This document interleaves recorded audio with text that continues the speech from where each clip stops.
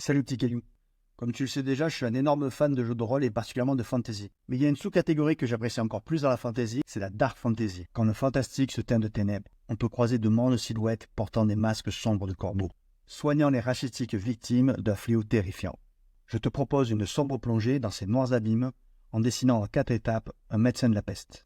Pour commencer, dessine une première sphère et place au premier tiers la ligne pour les lunettes.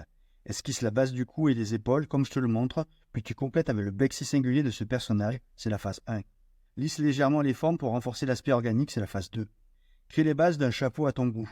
Tu peux t'aider de références historiques pour donner plus de crédit à ton dessin. À cette étape, ajoute la base des lunettes et commence à positionner les plis des habits. Fais attention aux proportions pour obtenir un personnage cohérent et harmonieux, c'est la phase 3.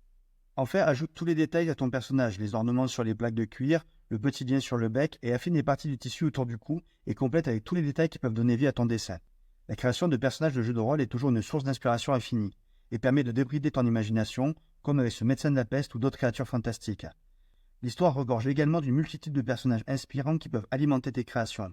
Fusionne, combine et mélange les thèmes qui te sont chers pour élaborer des concepts encore plus originaux. Ensemble, on s'améliore.